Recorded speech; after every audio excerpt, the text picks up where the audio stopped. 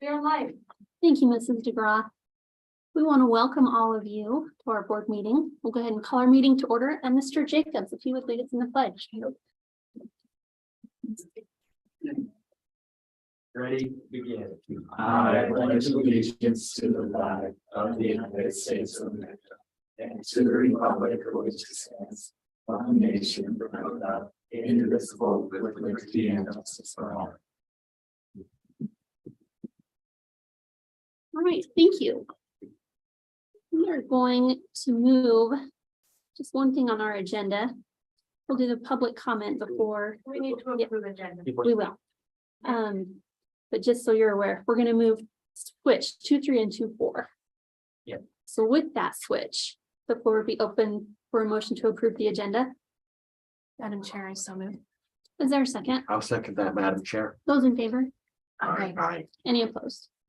That motion passes. Thank you.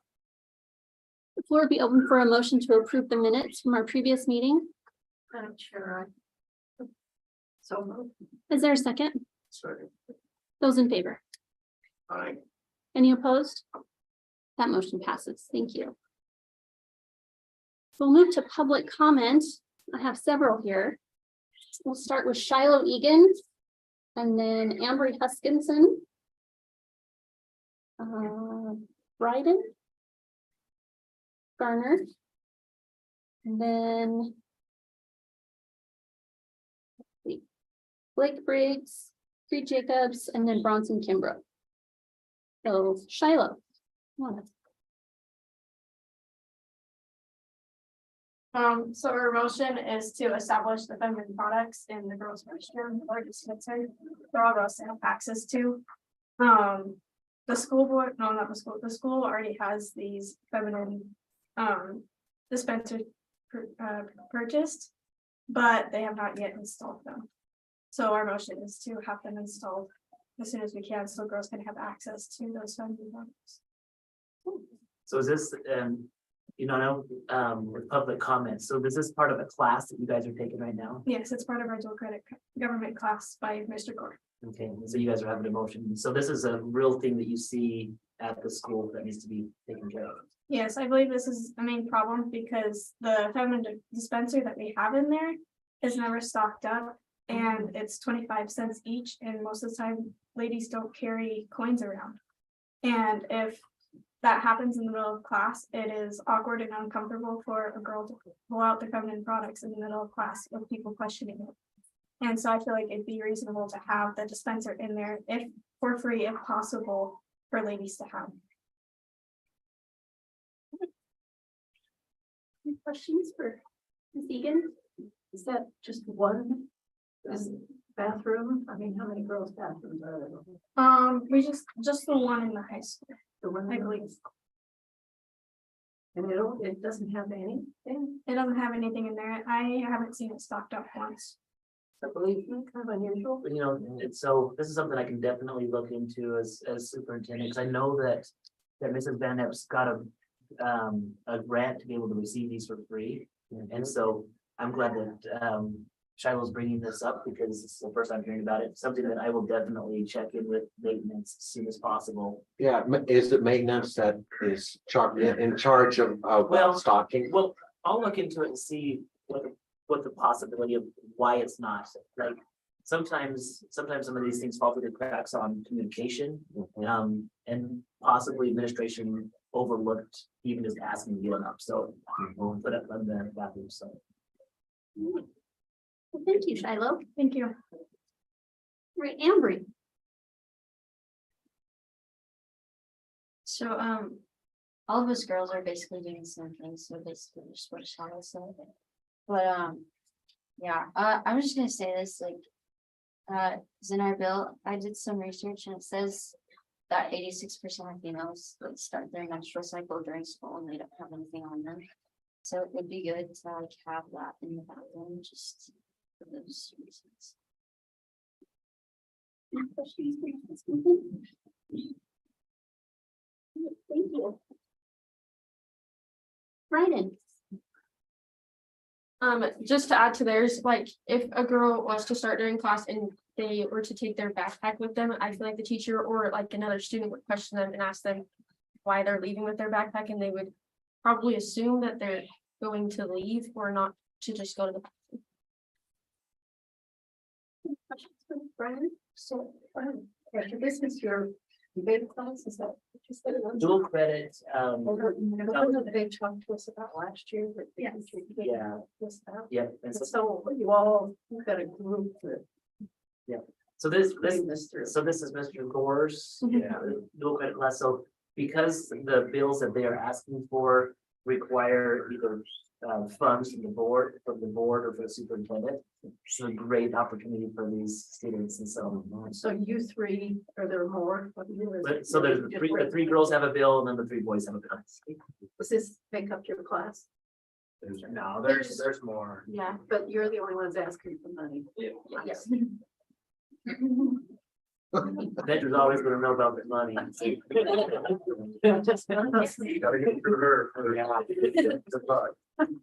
I would like to suggest if we're looking at the high school, we also look at the junior high to make sure that the products are available and that as well. Well, I'll look into that, feedback that I had, from Mrs. Van Epps is that possibly been put up already in junior high, which would have been just an oversight in that communication. And so if it's not, I would even take a step further to see if possibly this couldn't also be available in the girls' locker room as well, just to have two different locations. So that's something that I'll look into a superintendent. And the restroom. From this. And the restroom. Yeah, the Yeah, the- regular restroom and the. And possibly also in the pamphlet. Or we can explore that as well. Right. Okay. All right, thank you. Okay, we'll have Blake, then Creed, then Bronson. It's just, Oh, you bet. it's me and Bronson, but. So, our topic is the men's urinal dividers in the high school. So we believe that we need urinal dividers because it's too close, it's too tight, and there's four urinals in there, and it gets uncomfortable when you want to go to the bathroom and there's three other guys there. But a lot of the time, only two people go because they just feel too uncomfortable to go next to the other guy. And so we think it's causing tardies because people will wait. Because I mean, I've waited before just because I don't want to feel uncomfortable to go next to someone. But we think urinal dividers would be good in the boys' bathroom to have more privacy and stuff like that. But Bronson will discuss the prices and stuff for that on what it'll all take for the money to install those and to get that going. But thank you. Any questions for Mr. Jacobs? Comment. I think we have a bathroom problem in this.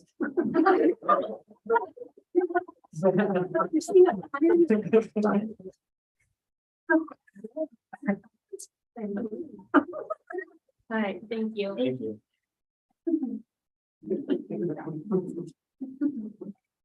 Okay, so right now there's four urinals and they're really close together. Like you can't really, even if you wanted to, you could hardly fit four people standing there. And so if we were just to put dividers right now, yeah, I think it would be too squished. And so what we're thinking of doing is taking out one of the urinals and then moving one over to the center. And then putting dividers in between them. And so we looked up the prices for the relocation of the urinal, and it's about $600 to $900. And the urinal dividers would be $120 to $150. And I think the maintenance crew, or if we had to hire a professional plumbing to move it, then we could do that. $1,000. Did you look into the plumbing as, moving those out? That might be something as a consideration that I could see would help out. Especially, it's not as easy as just Yeah. moving over there, but Yeah, we would have to, that's where the $900 comes from, is for the Rerouting. yeah, So you'd end up with two? there would be three Three. urinals, but realistically, right now, only two people go at a time. And this way it would make it so that there could be 3 people going at a time, which would help with tardies and stuff. So this is in, This is in the high school bathroom. right, And there's only, this is only, how many bathrooms do you have? We have 1 bathroom and 1 locker room. what's Locker the room's situation fine. in the locker room? There's 1 urinal and a toilet in the locker room. Yeah, Yeah. looks like we're short on. That's what school you went to, never, that's your school. So we don't spend a lot of money on their bed bath. Yeah, and the big gym. Oh. It has there. Those dividers are built, they're divided by concrete, Oh, okay. concrete. house. Never been in the police. Leads me to another question. In the locker room, what's the showering situation? Is there privacy there? I don't think anybody really showers in the high school locker room, to be honest. Okay. What about in the? There's not, in the Panther, They don't have dividers. yeah, there's not. The women's, the girls does. I've been in there because I clean up after the game. Just gotta clarify, I've been in every bathroom and but they do have dividers in the girls' locker room for showers, but the boys does not. And How do you guys feel about that? Yeah, It's kind of awkward. so if you had your preference, you'd want dividers in the boys' shower locker room, wouldn't you, or? Yeah. Yeah. Curtain, something. Yeah. Yeah. I'm seeing with, I don't know, phone usage today and Yeah. not always good decision making. yeah. Sometimes So, it's happened. so where we're at, with this, with the board, in my last administrative meeting, with our supervisors, I did ask us to put together a list of summer projects and different things that could go. I would be happy to take these recommendations and put it on that list, visit with our maintenance department and see what can be done on that. Yeah, and I've talked to Larry about the urinal dividers and he kind of said no about it, but that's why we're coming here today. A class, this is a class, this is a great thing in civics for them to be able to come I and. commend you guys. Some of these are uncomfortable topics and you've handled it well with a lot of maturity. Did Blake Briggs have one of those? I didn't. Oh. It's on here. You Yeah, you shut gotta, us up. you gotta speak. Do you agree with these guys then? Yeah. Put that in the minutes. Any questions for Mr. Kimbrough? Could this be an ESSERS fund deal or not? There's a lot of different options. Cause they seem to be pretty lenient, about what can be spent with the ESSER money. Yeah, definitely something that we can look at. When we have that meeting next month with the supervisors. Definitely be, that would start the process, because this, the first item is something I think we can take care of immediately. The second item would have to be a summertime project. Mhm. And the third. Too late for all. Yeah, and the potential with the. Yeah. showers. Okay. Well, thank you for coming, you guys. You guys are welcome to Appreciate stay it. and watch the rest of the meeting, or you're welcome to head back to class. What are they supposed to do? Julie, you were.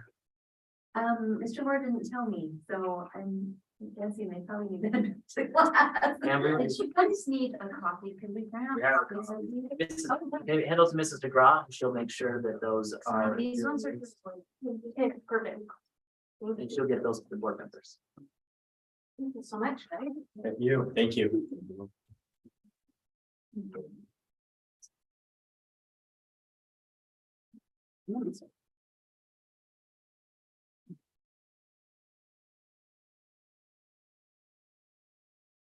As a high school student, we gotta.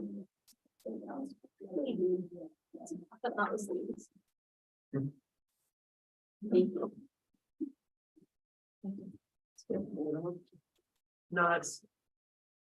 We never stay around once the rest of the meeting, but that's typical for most board meetings. Here, you want to move that closer? Right here. Yes, I will. Thanks. Okay, we'll move right on to superintendent's report. Thank you, Madam Chair. Alright. ISBA conference is next week. Willie, you'll be heading over there. I'll be attending some committee meetings in the state capitol. And then they'll have a ISBA executive board meeting. So I'll go over there and represent the school and we'll see what they decide in the meetings. And a lot of legislation going on. Mhm. Not enough right now to be able to discuss it all. I would just encourage our board members to look for the ISBA, what is it, the capital notes. State notes. Mhm. You can also go to Idaho Legislative's website. And they have a daily schedule of their readings of what bills they're gonna be reading. On the third read is when they vote. So you can look at them in both places. Mhm. They'll probably be debating in those conference or committee meetings.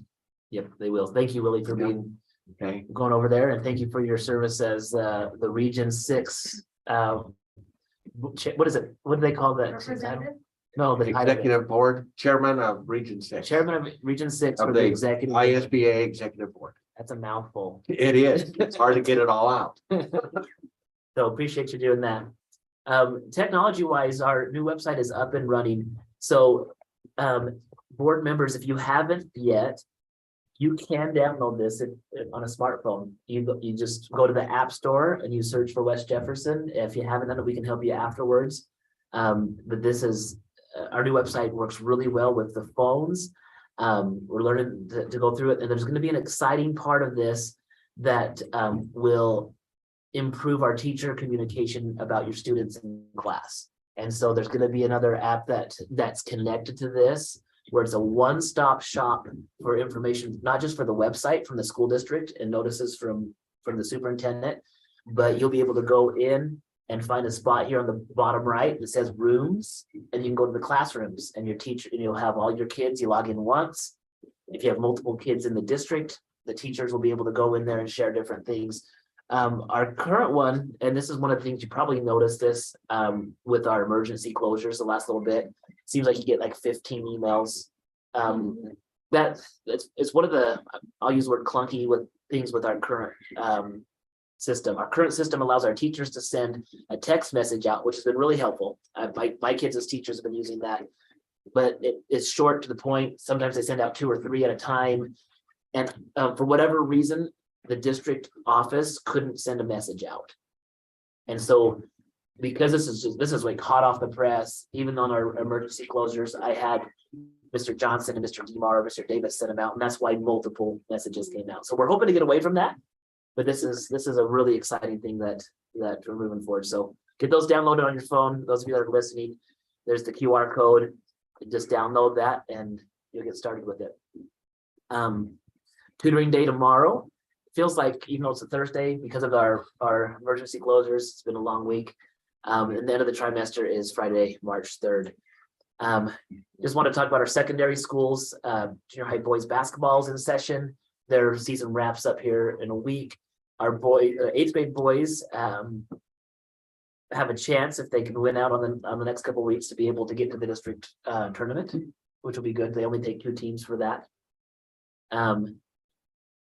A couple of updates. We've hired a clinical nurse to work with our CNA students. Most of our students take their CNA classes online, and then the clinical nurse will come in and help them with 40 hours of instruction. The high school student councils held a sweetheart dance on February 11th. Mr. DeMar has been helping the seniors locate scholarships and helping them apply.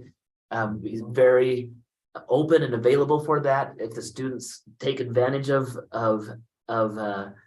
this opportunity, it's there. There's a lot of, I know sometimes there's a lot of scholarships that don't get asked for, but parents have the option to come to these meetings, and he's always communicating out with them.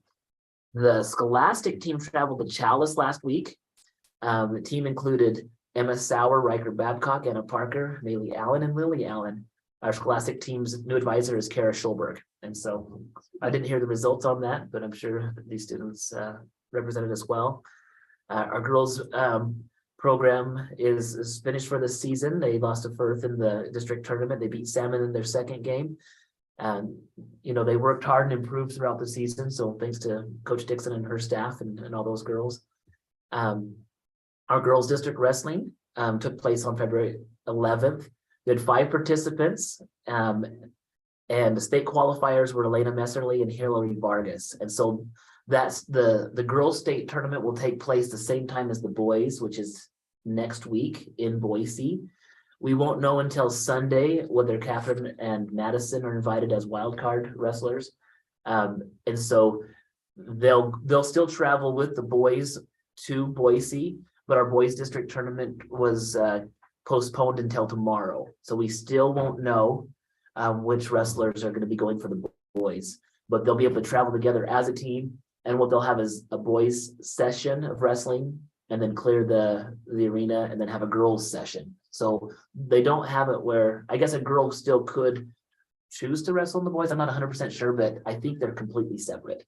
Don't quote me on that one, even though it's, you know, one of those things, but they have completely different ones. So boys basketball, they started off with a loss to North that beat Salmon. And so they'll have a big game on, again, against North on Saturday at North Fremont in a loser out game. So it's going to be exciting. And with the wrestling tomorrow as well, a lot of things, a lot of action going on with the kids. So that's all I have right now for a report. I have other things in the discussion items that I'd like to go more in depth on, but that's all I have for a quick rundown on the schools. Okay, thank you, Mr. Williams. All right, we're going to move on to the consent agenda, financial and personnel. The floor be open for a motion to approve the consent agenda. Madam Chair, we need to do the Person, personnel items. The personnel items. Okay, Would, Carrie, would that be on 3.1? Yeah, The, yeah, so those Okay. 2 action items for the employees. okay.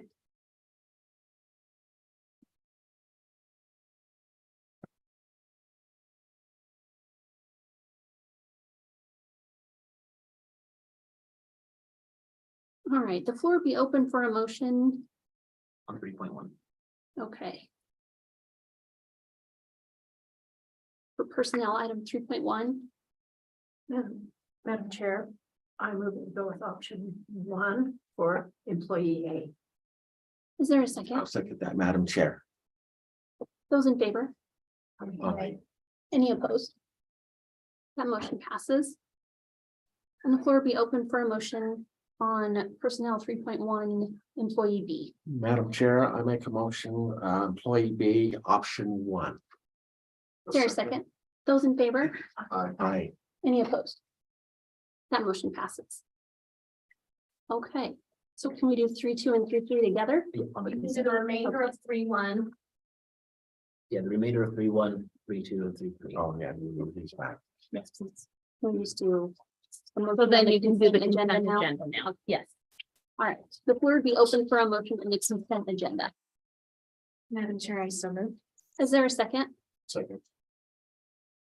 Those in favor? A. Any opposed? That motion passes. Thank you. All right. On to the action items, spending approvals. All right, thank you, Madam Chair. I have 3 items on the spending approvals that, 2 of these are ones that the board has already been briefed on, and the third one is an annual renewal.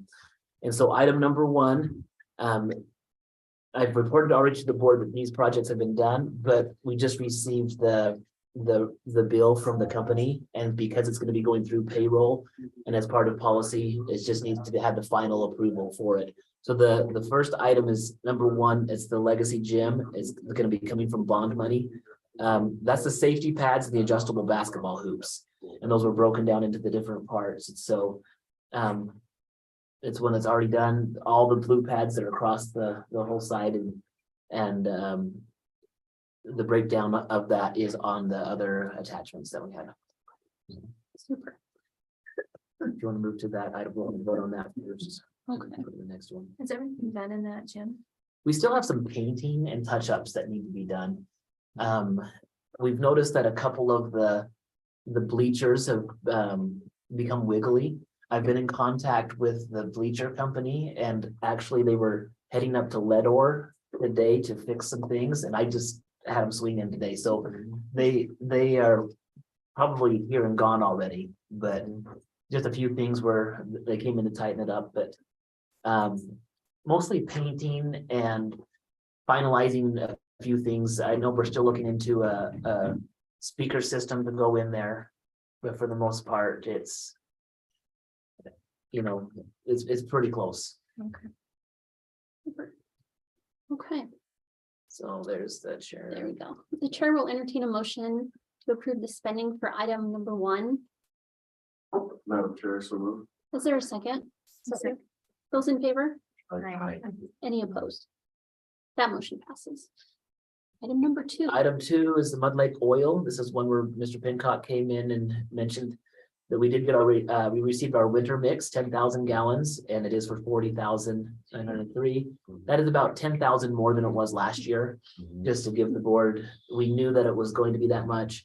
And we are still waiting for the summer mix to be delivered. We have another 10,000 gallons coming in, but we've been able to purchase and hold out for a full year. And on one hand, we're hoping that it goes down, but on the other hand, it might be nice just to have that. So I know we did increase the budget, expecting it to go up, and we'll see at the end whether we have to adjust that budget when we amend in June. Madam Chair, I propose that we try to buy the summer mix as soon as we can because the prices will probably go up. Yeah, we locked it in. You did lock it in? Yeah, Okay, we locked it in. okay, thank you. Okay, the chair would entertain a motion to approve the spending for item number 2. Madam Chair, I so move. Is there a second? I second that. Those in favor? Aye. Any opposed? That motion passes. Thank you. And item 3. Item 3 is an annual renewal. This is something that we've had for years here at West Jefferson. The ice station by Imagination Station is what it's called. This is the platform where we have our IRI, where the state tests the IRI. But the state of Idaho pays for that portion for K-3 for reading only. But this product also has math instruction and math assessments to help us track progress. Possibly some of your teachers showed you charts during parent teacher conference for 3 board members that had kids. I know that some of the teachers use those to say this is where the kid's at and help guide the instruction.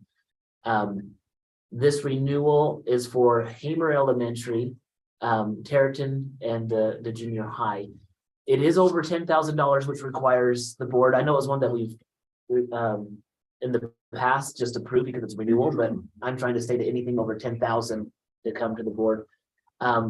Really, it's 9,000 for Territon and about 2,500 for Hamer. So those two together gives us the 11,400. So that's why this item is being brought before the board.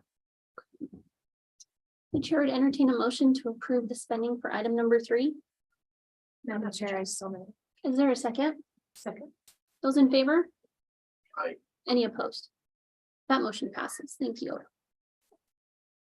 Out of state athletic travel. We have a fun opportunity for our softball team to travel out of state. And generally, if we are traveling out of state, occasionally it's when we go to North Idaho and have to go to Montana or Boise. And I just like to have the board aware of when our teams are doing that, just to make sure that the board is approval with that. So our girls softball team has requested to travel to St. George for a softball tournament, second weekend of March. Probably a good year for this to happen. We're not going to be able to see grass probably until after spring break here. Our procedures with this is when teams request to go to tournaments that aren't on their regular schedule, they have to make sure they're still within the IHSAA rules and guidelines, and that the cost of the trip will come from their club accounts. We did do this with our boys basketball. We did not get board approval because it was in state. The boys went to Boise during the Christmas break. Excuse me. But the boys team also had to pay from their club account to go do that. And so We haven't even practiced. this would be a great time to go get on the field. Yes, for a tournament. Do we have any equipment that could push snow off of our softball and baseball fields to accelerate the melting of the snow? So last year, we brought tractors on to push. In the 2 years that I remember, a couple years ago, we put fertilizer out and that melted it quicker. And then last year they tried to push off with tractors. We ended up having more divots out in the outfield than I thought was worth it. We'll look into that. Other than, I know in past years they've used graphite, but the graphite remains on the grass and then collects on uniforms and gloves and equipment. And so snow blower, but you'd have to push it all the way off, you know, so we'll look into things. I don't know. I think we're just gonna have to wait for Mother Nature on this one, keep our fingers crossed. Maybe that might push a lot of games back in the year. But you know, as Coach Torgerson came and asked if this was something that would be possible, they do have all of the money to cover it. I think it would be a great opportunity to let them do that. We reached out to Mr. Pincock to make sure they had the 2 bus drivers to cover that. I feel like it can take place. Additionally, if you think this is the first time you've ever heard of an Idaho school doing this, there are other schools in the area that do send teams to this tournament. And so I've had a niece that played for a team at Idaho Falls High School, and they would go down to this. And so it's something that, you know, it may become a yearly thing. It may just be this year they try it out and see. But I think it could give our team an edge, being able to get some games in where I don't think anywhere in the area anybody's going to be on the field that early. Is there any further discussion or any questions? The chair will entertain a motion to approve the out-of-state travel request. Chair, so moved. Is there a second? Those in favor? Hi. Any opposed? That motion passes. Thank you. Emergency closure. Yay. So I know that was one worry as we move to a 4-day school week as how this would impact us. So the per Idaho code, when a district cancels school, we must certify the reason. And so here are the weather related closures, December 20th, 30th, 31st. I know the big question is, where are we at? Mrs. DeGraw, on your screen, if you could close that. Thank you. So here we have the emergency closures as per the schools and where they're at. I should have one more, but with our all-day kindergarten in Hamer, those kids who attend all-day kindergarten actually have 317 extra hours that they're getting of education, which is an amazing thing. The AM and PM kindergartens at Territon have 29 extra hours built in. One thing that the state does also allow for 11 additional hours. I usually don't rely on those in case we really need them. So when I'm doing my planning and initial push forward, I like to make sure that I'm looking just at our hours and how many days. So when I'm looking at that line where my cursor's at, the high school has 23.1 hours, which is basically 3.2 days. And then the 4th grade in Hamer has 22 days available, but we can add the 11 hours of state emergency. So when you look at where we're at with the remaining hours with the state, we're like Hamer, we still have plenty of extra hours. This is the extra days. So right now, as of right now, even with the ones yesterday, the 4th grade in Hamer has 1.7 days left if we do have an emergency closure again. And the high school has 1.3 additionally left. So without those 11 hours, we would be 1.3 hours short on the high school. If that makes, I don't know. Yeah, I don't know if I've explained myself. 11 emergency hours. That So- they just grant. So grant. if we. So we're still out of those hours, but they're saying you don't have to make Correct. those up. Yes, yeah, thank you for that clarification. So if we scheduled our school year And it's asking for 990 hours for high school. And we schedule it exactly 990 hours on the dot. The state will still allow us to have 11 hours taken off that 990. But with our calendar built in, we've added, the additional is 23 hours still. I don't see how we get that. Additional hours like that, 40. Well, the difference between our calendar and the other 4-day school weeks is we have 144 days built in our calendar. And most of them have 141 or 142. Yes. So many of the other 4-day school weeks, as I've been communicating with superintendents, they will have to make those up. And whether we attribute that to those 3 Fridays that we come in, the 1 Friday in September and the 2 Fridays right before spring break, that's one of the reasons why we have as many days. And if we ever had a calendar where, where the days line up where we have 143 or 142 student contact days, we would be in trouble in a year like this. So just the way that it lined up. That's good. I thought we were gonna have to make up the day or something. Yeah, That's great. I've been watching it really closely, and So we just can't have any more. well, could have one. And if people are watching this, the 10, 15, no, there's about 40 of you that watch.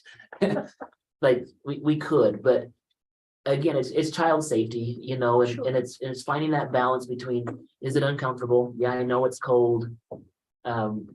Student safety is number one for what we do.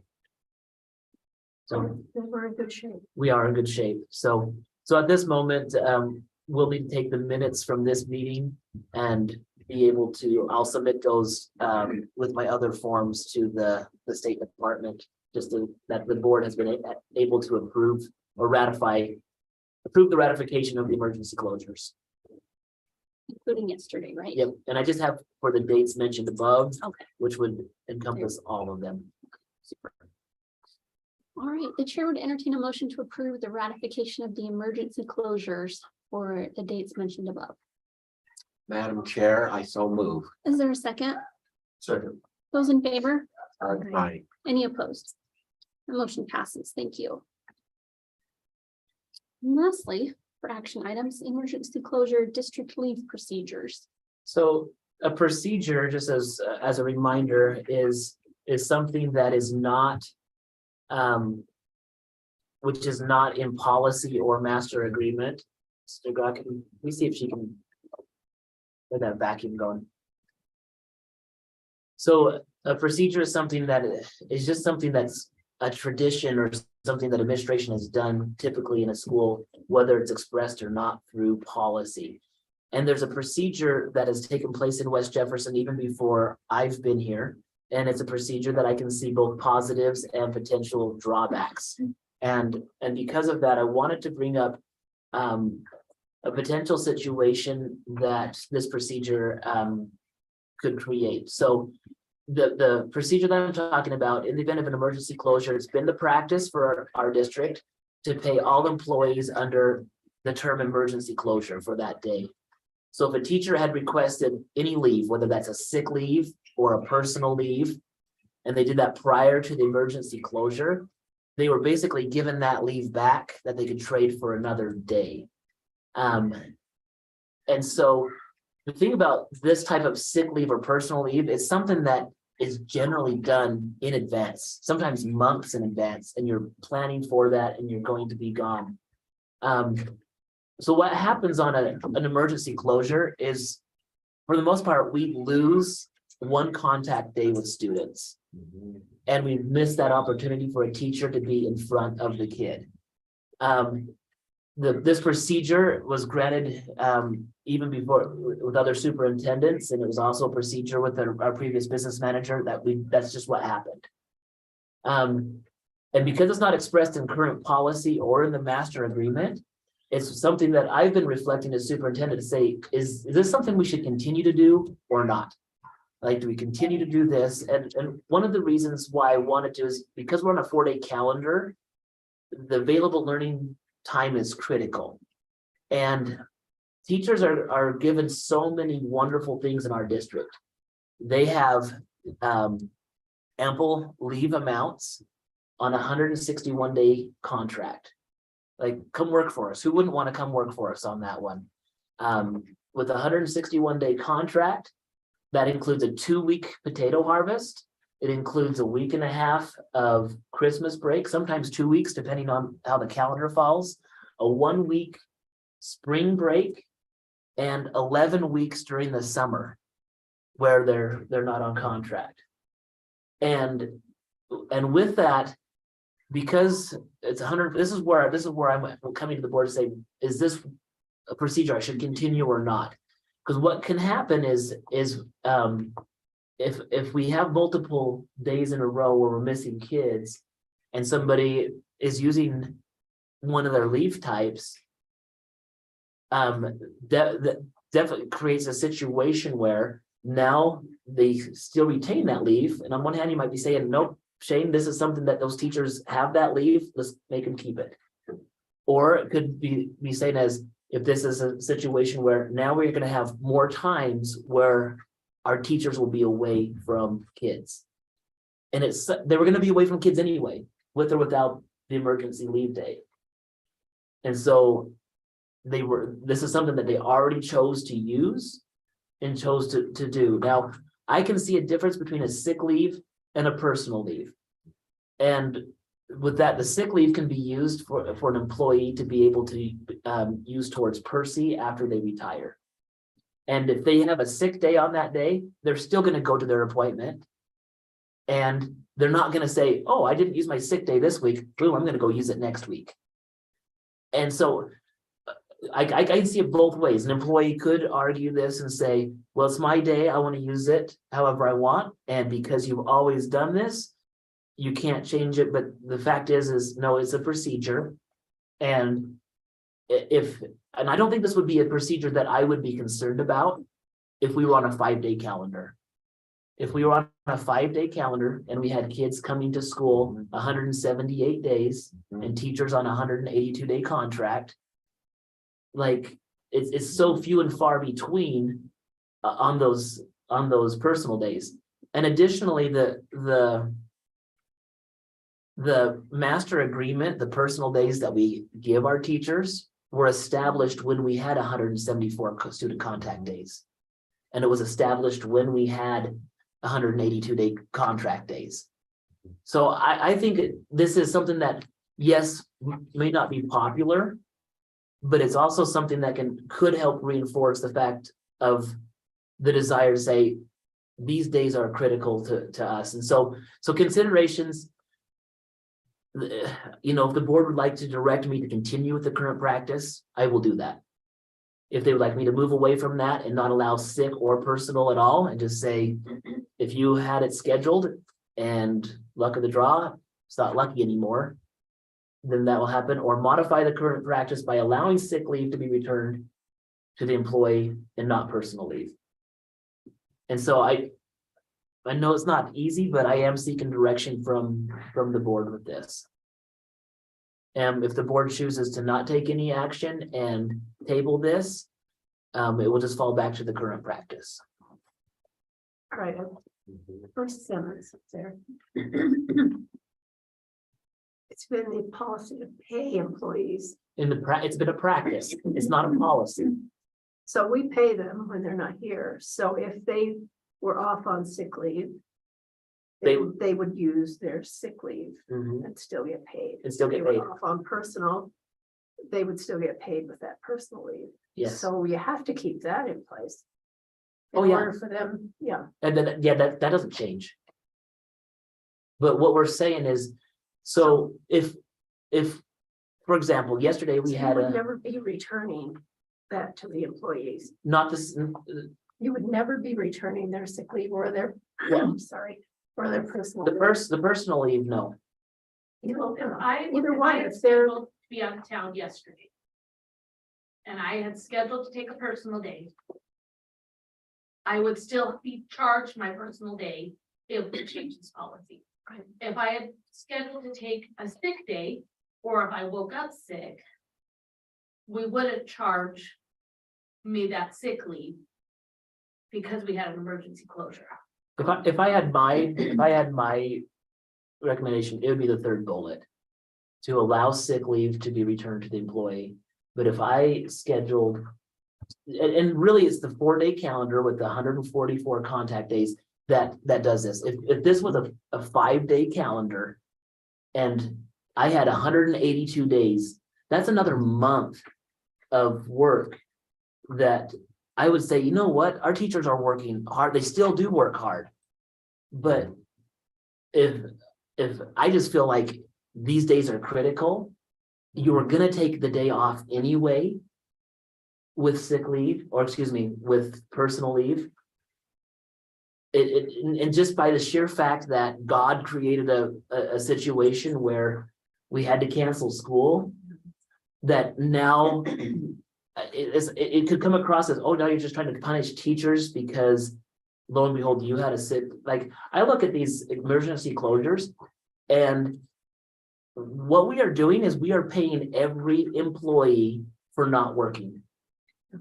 Like what are our employees already punished? Do they have it bad when we have 161 contract days and all of the leave time already in place? That's my only concern, and that's why, like, I do see that some may really disagree with this, and it's something that potentially the Teachers Association would say, hey, we don't like that. Let's get this in writing later on, but it's not in writing now. And so it's something that I, as superintendent, see that this might be something that we want to look at. I think we need to table this and talk more about it. So you're thinking tabling, yes, and have more discussion? Well, isn't sick leave a policy?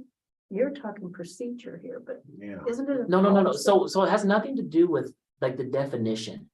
Right, but So let me explain it but again. wouldn't this all have to be included in that policy? So No, that you know? Because it doesn't say, it has nothing anywhere in our policy that says on emergency closure days, you will be charged emergency closure only and not the leave that you were intending to take on that No, it day. doesn't say it there, but isn't that where it belongs In a policy? Well, as part of the sick leave policy? in that Personal case, leave why are we policy. even doing this in the first place? That's what I'm just trying to work out here. Because where did this come from? I don't know where this came from. I don't either. And Where if you take option 3, you're not messing with your sick leave. you don't touch it. Sick leave is following the same thing. And and that's the thing is, I'm not taking it away. But on emergency closures, per policy, we could require teachers to come in to school. So you can though. Yeah. We could look at this and say, look, we can gain some more for professional development time. Teachers, you can come work in your classrooms and correct papers and give feedback to students and do anything on that. So we could have an emergency closure on a cold day. And I could say, teachers, I want you here at 11 o'clock. You're going to work from 11 o'clock to the end of the school day. And if I'm on vacation on a personal day doing that, do I still get an emergency closure exemption and get that back? No, Because they don't. You're not- Either. you're not here. You're not here. And so either way, you still get paid. It's just you don't get the bonus day is how I'm looking at this. I wouldn't like to do that with sick because I feel like, okay, if you're looking at, I don't want to say, hey, anytime I'm going to take it away, but the personal one is one that you're going to schedule out in advance.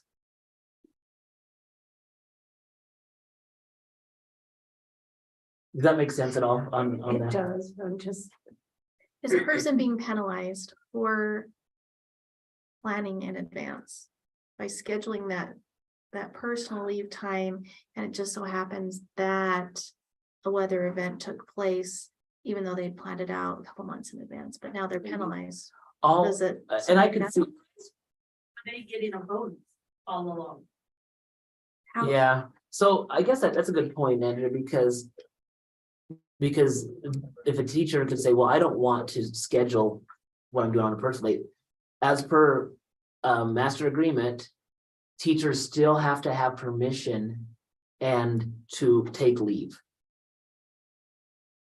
And so I can't just call up in a day and like the morning of and say, hey, I'm taking a personal day. You should be able to plan out personal days and have prior permission as per the master agreement. Right. So if someone does do that, like, I've gotten permission and this is scheduled a month out, Mhm. it's one day, then there is a closure. Am I penalized and losing a personal day when everybody else gets paid, even though it had already been pre-approved and I had scheduled it in advance, everything was taken care of per the master agreement? Yeah, And so everybody else gets paid, but I still lose my personal day yeah, when everyone else was gone. that's true. And that's why I really want to know if we continue with the current practice as of right now, I can keep doing that. Where is this? Is this just in procedures? Yeah. Well, it's Where did you find it? It's just a procedure that's been passed down. so the What's the other, title of it? there is no It's title. not in writing. It's not in writing anywhere. It's just when there's an emergency closure, How did you Pre- even know this? because our previous superintendents and previous business managers did it that way.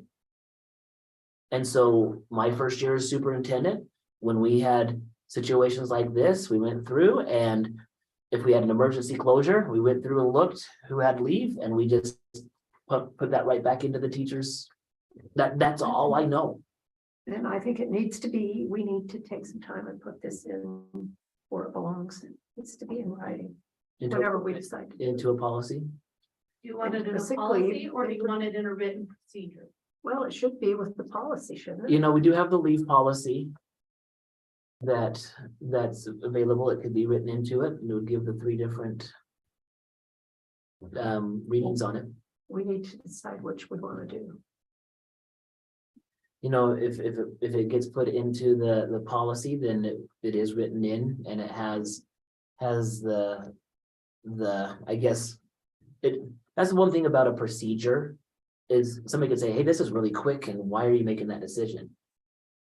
There's nothing that says I need to bring this to the board either, but because it's a big issue, I am seeking guidance. And so if the board does act and say, let's table this and We want it to be a policy. move it into a policy, that is something that is in the right of the board to do.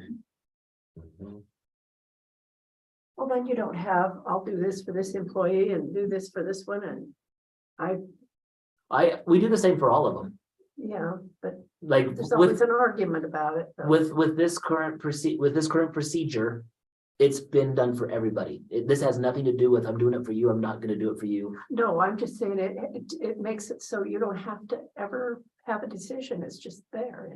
That's what you do. And when, when something happens and you don't have to. Well, and right now, we're not making the decision. He closed yesterday. So today I go into time clocks and I change anyone who had leave scheduled for yesterday to emergency closure. Right. Like, there's no question about if that's what we do. The question is that what we should do? Is that what you as a board want me to do? Well, I agree with you that with the 4-day week, every day is important and the kids need to be here, the teachers need to be here. So is it better to say on those emergency closure days at 10 o'clock, or as soon as the roads are open, you need to come in? That would be less popular than this. Agreed. Especially if you had half your staff that was actually able to be here because a road, Yeah. main road And the other half was- may not be able to make it. No, was closed. and I think out of all of the closures that we had, yesterday's closure would probably be the only one that would have created an issue with people being snowed That you in. couldn't. Yeah, solve? because the roads would have been not passable. Well, I think I-15 was closed for a while. yesterday. to Idaho Falls. Right, so So, yesterday was the only one. The rest of our closures were because it was cold and we were concerned buses would. correct. Mhm. So Yeah. how much Right. ballpark does a snow day cost you that you're paying people to not be here? Whole day's pay for everybody. So our teacher, it doesn't cost us extra for teachers. but it's a cost, Wasted day, but it's a cost without benefit. Correct. no production. No. To figure that out, I would have to figure out every teacher's daily rate I and every parent. I believe I can give you an approximate, but I know it's 60, Let me see. 70,000. Something like that. A I s- month, well, I yes. still feel like people are being penalized for planning and having things approved in advance. And then to have something out of their control happen on a day that they have planned out. And have a personal day taken away. Just doesn't seem quite What if, right. this would be something that would move to a policy then. What if we paid them out for that day? So they got the additional pay for it. And that way they're getting compensated for it. So But we not pay losing. teachers But- $100 a day for their personal. leave. So that way, then they wouldn't be able to use it later on and lose a contact day with students. Yes. Correct. Does that change anything in their master agreement? I'm not sure, would have to look. It through. does, because currently master agreement states that we do not pay them out on their personal days until June if they are carrying more than 4 days. But if a But it policy, doesn't matter regardless of if they had planned it or not, they would have at least told their principal the night before that they're not coming in for a personal day. yeah, I see your point, like. That's the one thing where I'm going. I don't know.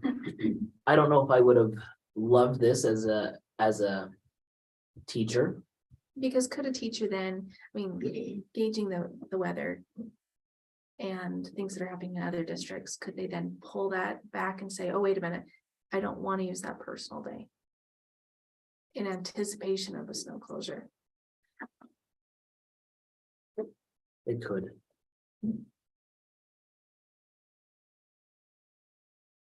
They have a right to. If plans change, right?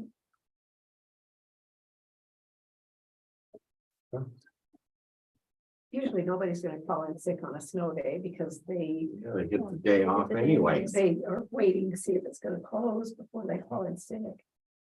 That's just for teachers though, isn't it? No, that's my overall payroll divided by 16 to 20 days. Cause that's about how much, how So, many contract days I have in a pay period. so approximately $20,000 dollars in payroll a day. I don't know, so I don't know, and maybe just the fact that we're having this conversation, we continue with this. Cause I can see, I also. One thing I don't want, and just hearing that, is I also don't want. The staff to feel, oh, that you're being reactionary to being concerned about the 4-day school week. You're being reactionary with this. I know that other school districts that I've talked to, with other superintendents, they look at this as well, but they're other 4-day school weeks. They haven't changed anything. I think theirs is written in policy. And so that's the difference.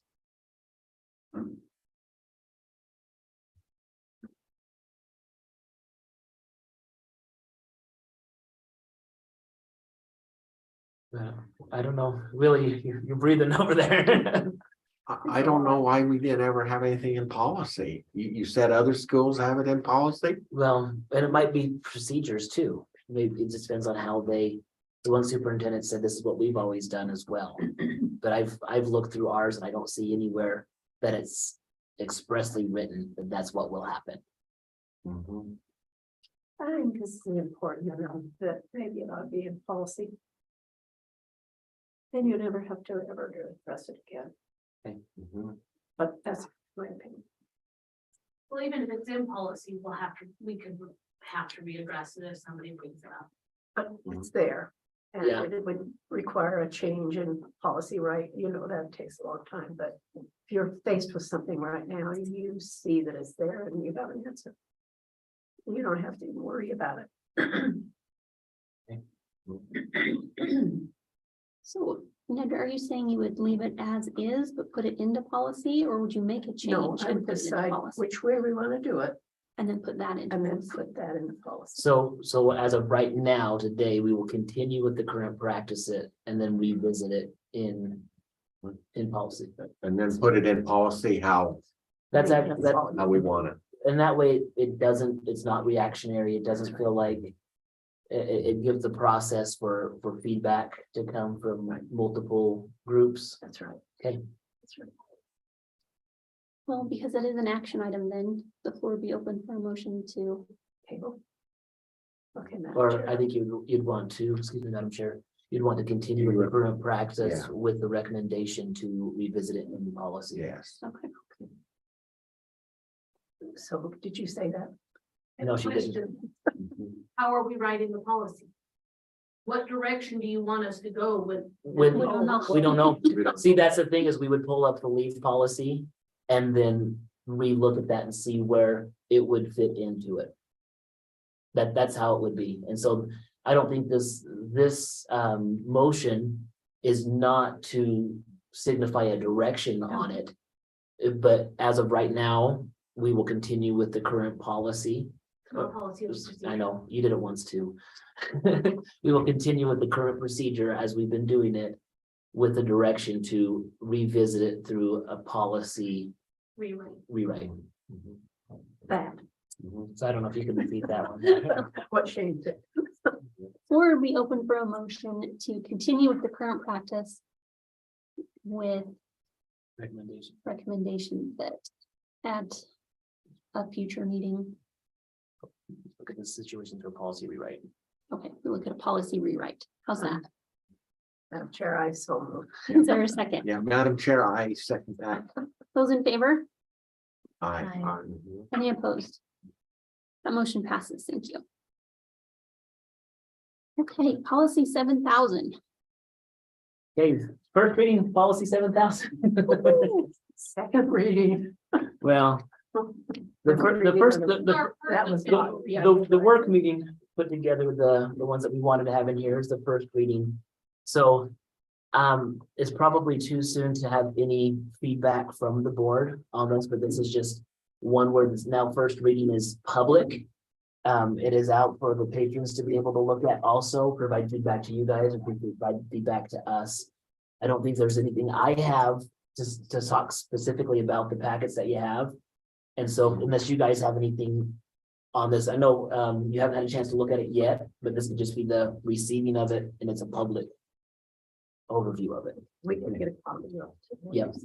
So is this handout, it's Yep.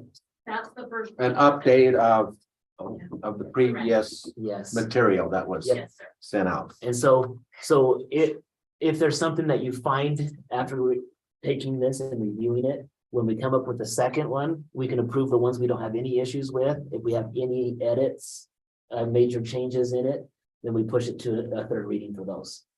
That, Super. awesome. Okay.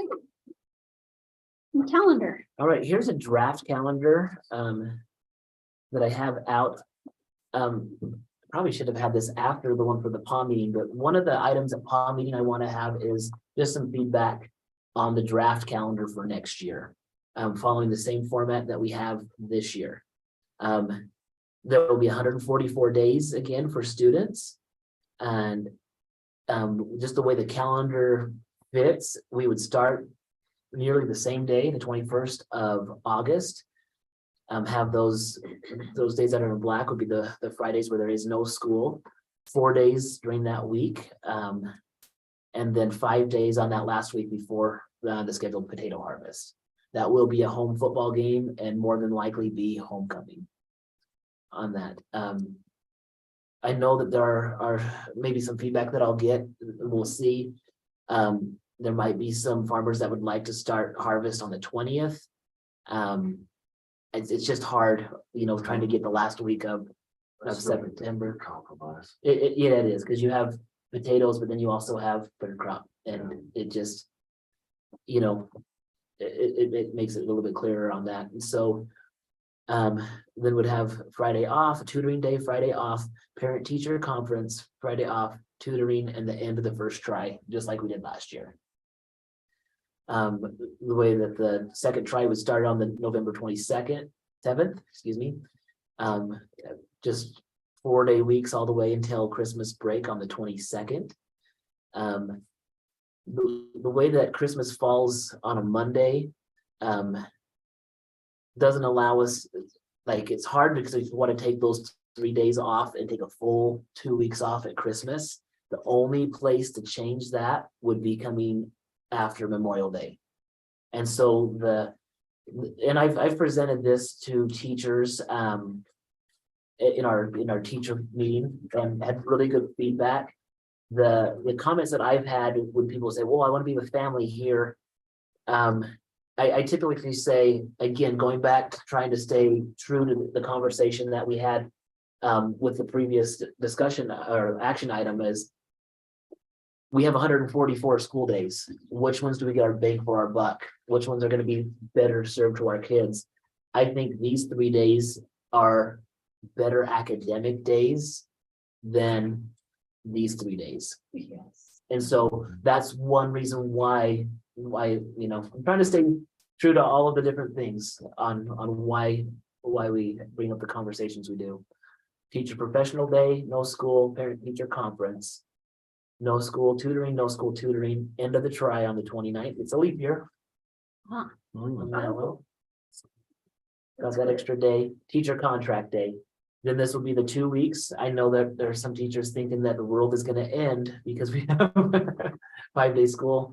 But the only change that is we either go for 5 days or we have come to school those 2 days. We have to have the days in to get the hours.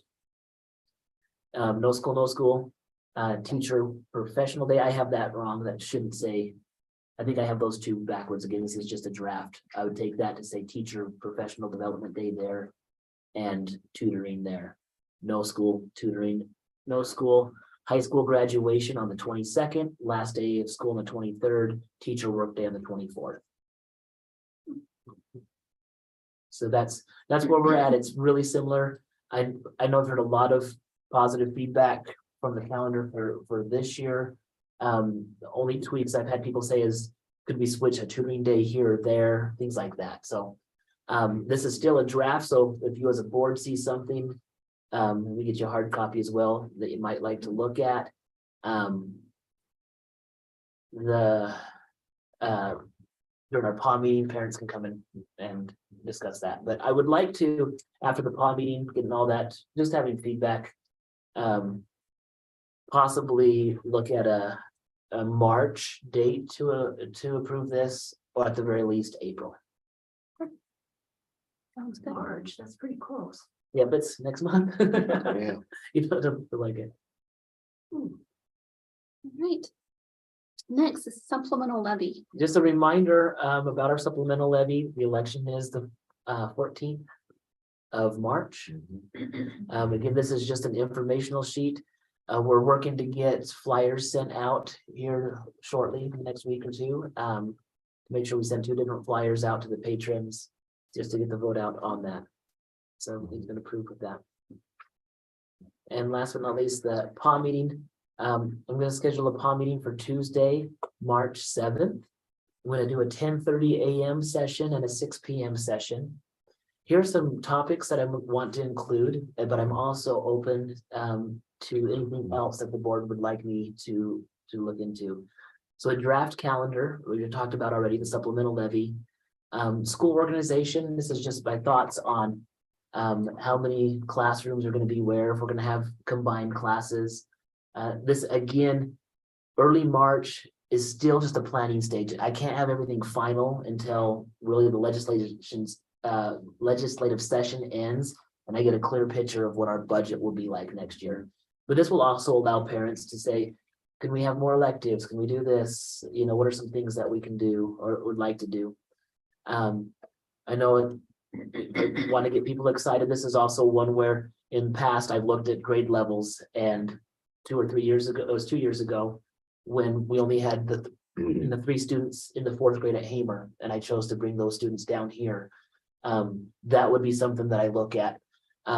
With the school organization also, with all-day kindergarten, I'd be curious, this is a time for parents to say, you know, I live in Territon, but I want the option of sending the kid to Hamer for all-day kindergarten. I know personally, I'm an advocate of it. My child comes with me here in the morning. She rides the bus from Hamer, or from Territon to Hamer and back, and she's thrived with it. It's been great. And so, as you can see from, if you remember from the emergency closures, she has 317 extra hours of instruction over the top of the others. And so it's a great opportunity if people are interested. And with school organization, it kind of ties into this last bullet. I really like some feedback about moving quicker and towards a West Jefferson online option, which is creating I need feedback from parents about educational choice. There's so many options that Idaho has, and this is one thing I know in the legislation, there's lots more talk about this and people think there's not a lot of choice. We have a lot of options we can do that blend online learning with things that we have here at the school. And I know that there are some parents who choose to do a homeschool, but a lot of them also go to an online format. And if they have an online format, I want to envision a way that we can support that here at school, where we have a teacher or a couple of teachers who can provide support. You know, the parent wants to take it all on themselves and be the one interacting, great. But if they have a day, a tutoring day, or a regular part of the school day we have built in for those teachers, whether we have additional prep hours or whatever we choose. This is like in the brainstorm stage right now.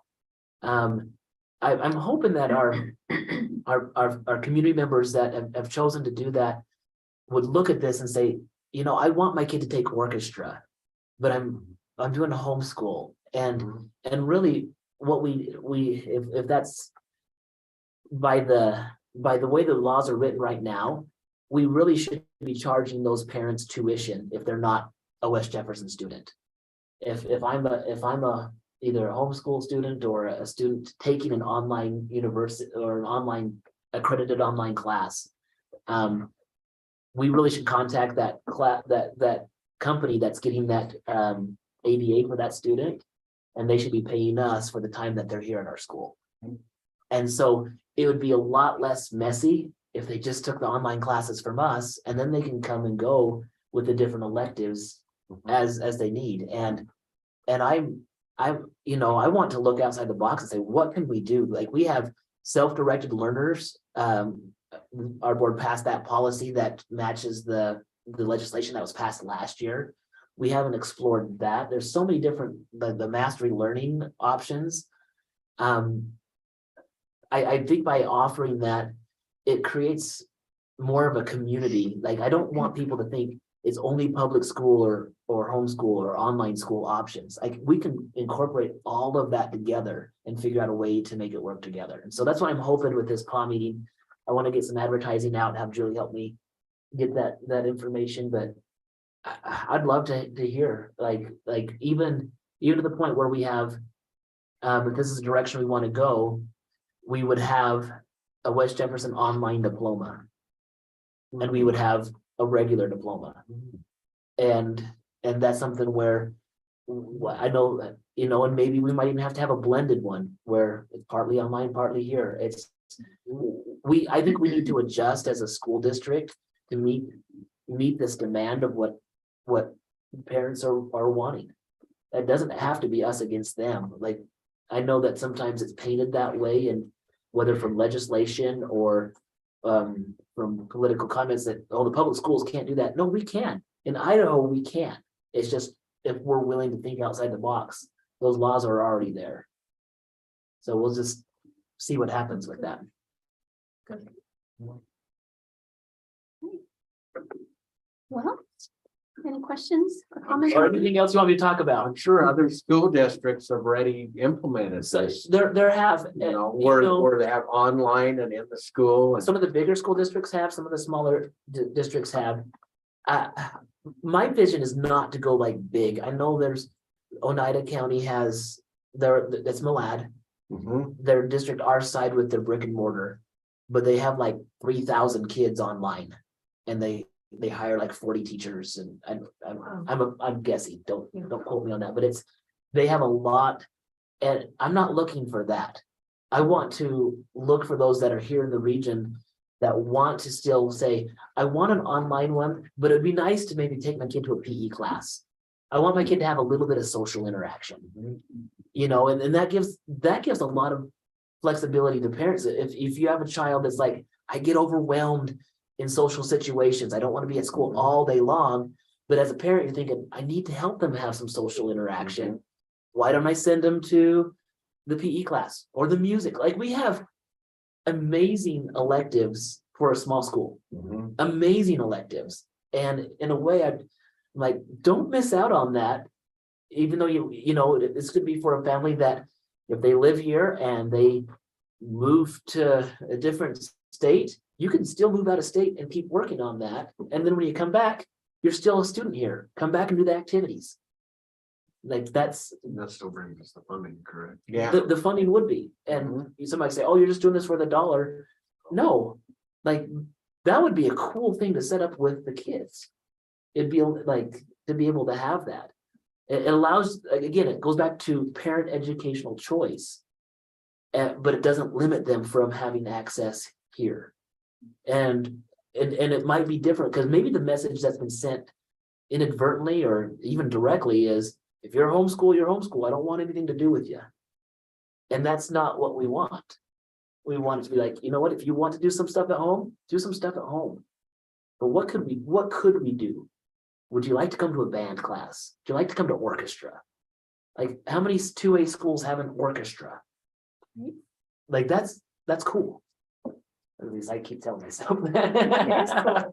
Or come to welding or Come to whatever. come to a welding. If you want to be an FFA, but you're still on, you know, those are things you can go to FFA, be on a judging team. You're part of West Jefferson. Even if it's if you're wanting to be on sports teams, at least you're connected. You're going to have a diploma that says West Jefferson. You're not going to have a diploma that says, I'd be careful not to say other names, but online public guy, you know, it's like this is something that it blends it and allows multiple parents with their unique situations to allow us to help where we can. And, you know, even looking at this, that would be online stuff, students coming here, we provide the Chromebooks. We provide the tech support. Things break down, you bring it in and we fix it. You know, if there's something if there's bigger groups of kids that want to come in, we can get a bus and bring, you know, like we can explore all of that because even if the student's part-time and they're coming in for a big group activity, you know, I don't know, I get excited about this because I think it could be a really cool thing, but at the same time, it's such a big idea. I don't know all the details. I don't know how it would completely play out. Reaching out. Yeah. Yeah. On one hand, we would have to see if there's interest. Do we have enough people here who are currently doing homeschool that would want to look at that? Or online school? And if they're happy with it, come tell me what makes you happy about it. And could we do the same thing here? So.